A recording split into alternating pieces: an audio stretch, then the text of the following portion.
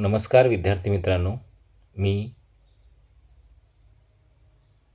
प्राध्यापक संदीप जाधव आजच्या या लेक्चरमध्ये मॅनेजमेंटमधील एक अतिशय महत्त्वाच्या विषयाबद्दल जाणून घेणार आहोत आणि तो विषय म्हणजे प्लॅनिंग.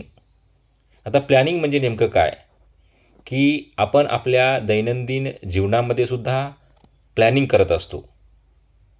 आपल्याला एखादं कार्य करायचं आहे तर ते कार्य करत असताना किंवा कार्य करण्यापूर्वी आपल्याला ते कार्य कशा पद्धतीने करायचं आहे याचा अगोदर नियोजन लावत असतो, प्लॅनिंग करत असतो.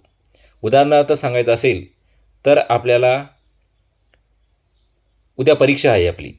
उदाहरणार्थ आपल्याला एक उद्या परीक्षा आहे आणि त्या परीक्षे म्हटली की आपण आजच ठरवतो की आपल्याला उद्याच्या पेपरचा अभ्यास कशा पद्धतीने करायचं, उद्याचं परीक्षेचं नियोजन कशा पद्धतीने करायचं, कोणतं चॅप्टर कधी वाचायचं, रिव्हिजन कशा पद्धतीने करायचं, म्हणजेच आपल्याला उद्याच्या पेपरचं नियोजन आपण त्या ठिकाणी करत असतो. म्हणजे एखादं काम करण्यापूर्वी त्याचा आपण अगोदर विचार करतो आणि त्यानुसार आपण कार्य करण्यासाठी प्रयत्न करत असतो. त्यालाच आपण आपल्या भाषेमध्ये प्लॅनिंग असं म्हणतो, नियोजन असं म्हणतो. प्लॅनिंगचं सोप्या भाषेमध्ये आपल्याला व्याख्या सांगायची म्हटलं तर planning means deciding in advance what to do, how to do, when to do and who will do it. म्हणजेच या प्लॅनिंगमध्ये आपल्याला 4 महत्त्वाचे त्या ठिकाणी प्रश्न विचारले जातात.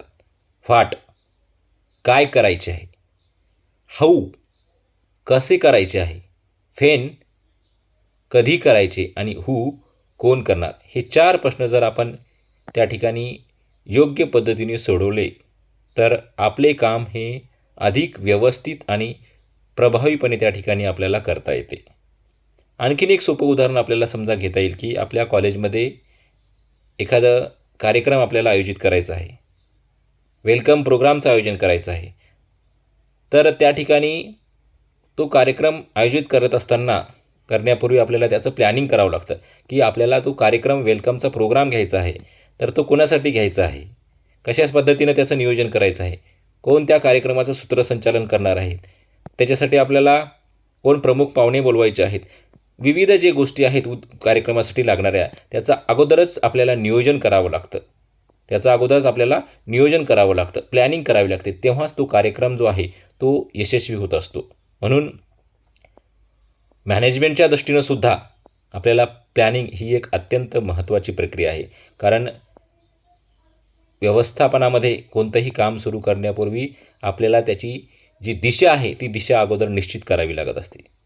कारण व्यवस्थापनामध्ये अनेक प्रकारच्या अडचणी त्या ठिकाणी निर्माण होत असतात. एखादा व्यवसाय उभारायचा म्हटलं तरी आपल्याला त्या ठिकाणी प्लॅनिंग करावी लागेल की बाबा आपल्याला जागा कोणत्या ठिकाणी उपलब्ध करून घ्यायची आहे, भांडवल किती लागणार आहे, कोणत्या वस्तूचं उत्पादन आपल्याला व्यवसाय करायचा आहे, अशा विविध प्रश्नांची आपल्याला अगोदर प्री प्लॅनिंग करावी लागते.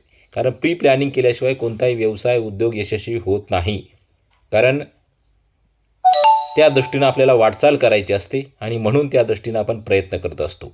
म्हणून प्लॅनिंग करत असताना आपल्याला या सगळ्या गोष्टींचं नियोजन, सर्व गोष्टींचं नियोजन करावं लागते. म्हणजे भविष्यामध्ये आपल्याला काय करायचं आहे, फ्युचर प्लॅनिंग आपल्याला करायची आहे की भविष्यामध्ये आपल्याला काय घडायचं आहे, या दृष्टिकोनातून आपल्याला प्लॅनिंग ही महत्त्वाची गोष्ट आहे. कारण व्यवसायात आपण जो पैसा गुंतवलेला आहे तो गुंतवलेला पैसा चांगल्या पद्धतीनं त्याचं योग्य पद्धतीने तो पैसा इन्व्हेस्ट व्हावा आणि त्या पैशामधून आपण मोठू ठरवलेला आहे, जो उद्देश ठरवलेला आहे तो उद्देश साध्य व्हावा, हा हेतू डोळ्यासमोर ठेवून आपल्याला त्या व्यवसायासाठी आपल्याला प्लॅनिंग करावी लागत असते.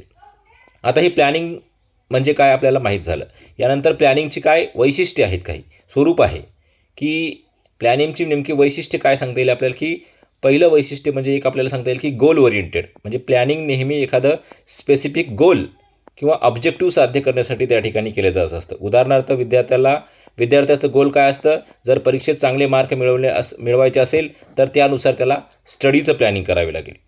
किंवा एखाद्या व्यवसायामध्ये आपल्याला चांगल्या पद्धतीनं प्रॉफिट कमवायचं असेल, नफा कमवायचा असेल तर त्या पद्धतीनं त्याला प्लॅनिंग करावी लागेल. ही झाली गोल ओरिएंटेड. त्याच्यानंतर दुसरं जे वैशिष्ट्य आहे ते म्हणजे प्रायमरी फंक्शन. की प्लॅनिंग ही मॅनेजमेंटचं पहिलं आणि प्राथमिक कार्य आहे. कारण प्लॅनिंग केल्याशिवाय, नियोजन केल्यानंतरच आपल्याला व्यवस्थापनाची जी विविध कार्य आहे, organising, staffing, directing and controlling यासारख्या इतर कार्य आपल्याला त्या ठिकाणी व्यवस्थित पद्धतीनं करता येऊ शकतात.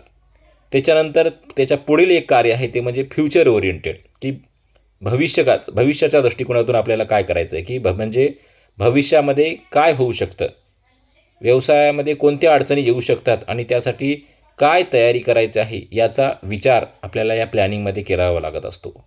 त्याच्यानंतरचं वैशिष्ट्य आहे ते म्हणजे ही एक कंटिन्युअस चालणारी प्रोसेस आहे, निरंतर चालणारी प्रोसेस आहे. कारण प्लॅनिंग ही एकदाच करून संपणारी नाही. व्यवसायामध्ये परिस्थिती नेहमी बदलत असते, त्यामुळे परिस्थितीनुसार आपल्याला प्लॅनिंगमध्ये बदल करावा लागतो. कारण केव्हा काय परिस्थिती होईल, आजची परिस्थिती आहे ती भविष्यात राहणार नाही आणि भविष्यात राहणार नाही, त्यामुळं आपल्याला तेव्हासुद्धा नियोजन करावं लागेल. म्हणून कंटिन्युअस प्रोसेस आहे. नियोजन ही एक निरंतर चालणारी प्रक्रिया आहे. त्याच्यानंतर आणखीन एक महत्त्वाचं वैशिष्ट्य आहे ते म्हणजे डिसिजन मेकिंग. कारण प्लॅनिंगमध्ये अनेक पर्यायामधून आपल्याला योग्य पर्यायाची निवड करावी लागते. म्हणून प्लॅनिंग आणि डिसिजन मेकिंग याचा एक जवळचा संबंध आहे. कारण नियोजन करत असताना आपल्याला अनेक प्रकारचे निर्णय घ्यावे लागत असतात. कारण एक निर्णय चुकला तर पूर्ण व्यवसाय कोलमडू शकतो किंवा व्यवसायामध्ये आर्थिक हानी होऊ शकते. म्हणून डिसिजन मेकिंग हा सुद्धा एक महत्त्वाचा घटक आहे. कारण डिसिजन जर योग्य पद्धतीचा असेल तर व्यवसाय सुरळीत होऊ शकतो आणि त्या दृष्टिकोनातून आपली वाटचाल ही घडू शकते. त्याच्यानंतर नियोजन हे एक फ्लेक्झिबल असलं पाहिजे. आणखी एक महत्त्वाचं वैशिष्ट्य आहे की प्लॅनिंग फ्लेक्झिबल असले पाहिजेत, म्हणजे लवचिक असले पाहिजे. कारण परिस्थिती बदलली तर आपली जी योजना आहे ती योजना देखील आपल्याला बदलता आली पाहिजे.